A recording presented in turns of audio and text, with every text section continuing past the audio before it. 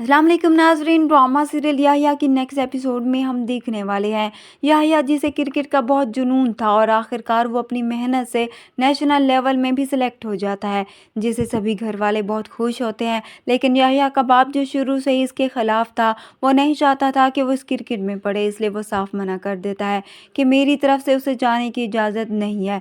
याहिया बहुत परेशान हो जाता है और अब जब ये बात याहिया के कोच को पता चलती है तो वो खुद उसके घर आता है, उसके बाप को समझाने की कोशिश करता है, मगर याहिया का बाप उसकी भी कोई बात नहीं मानता।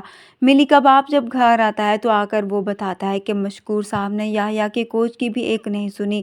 उसने याहिया की खातिर उसके पैरों पर भी हाथ लगाया, मगर उन्हें किसी बात का असर नहीं हुआ और ये भी नहीं सोचा कि याहिया का कितना बड़ा ये शौक था। मिली जो ये सुनने के बाद कि अगर वो बड़ा क्रिकेटर बन गया तो उसे भूल जाएगा, इसलिए वो भी यही दुआ कर रही होती है कि वो क्रिकेट में ना जाए।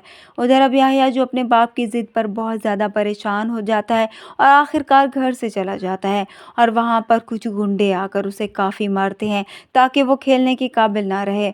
याहिया को बुरी तरह से वो पीट देते हैं, जिससे उसकी हालत बहुत ख़राब हो जाती है। याहिया अंदर से बहुत टूट चुका होता है, इसलिए उन चोटों की तकलीफ़ का भी एहसास उसे नहीं होता। इस तरह से अब जब वो घर आता है तो उसको काफ़ी ज़ख्म होते हैं, जिन्हें मिली देखकर बहुत ज़्यादा परेशान हो जाती है। उसे लगता है कि उसकी ही दुआ की वजह से याहिया क्रिकेट में नहीं जा सका और अपना ख्वाब पूरा नहीं कर सका, इसलिए अब वो उसे देखकर रोती है, उसके पास जाती है, उससे माफ़ी मांगती है। वो उसे कहती है जो कुछ भी तुम्हारे साथ हुआ है वो मेरी वजह से हुआ है, मैंने ही दुआ की थी कि तुम ना सिलेक्ट हो पाओ, वहाँ पर ना जा सको, मगर याहिया उसे कुछ नहीं कहता। मिली को याहिया के लिए इतना फिक्रमंद देखकर उसकी माँ को बहुत गुस्सा आता है और जब मिली बार बार उसके पास चली जाती है तो आखिरकार मिली की माँ उसके घर आ जाती है। आकर याहिया के घर वालों को काफ़ी बातें सुनाती है कि अपने बेटे को संभाल लें।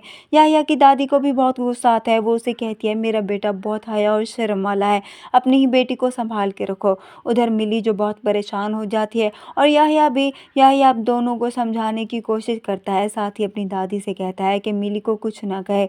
इस तरह से मिली को बहुत अच्छा लगता है कि याहिया ने उसके लिए सबके सामने बात की और उसको उसकी फ़िक्र भी है।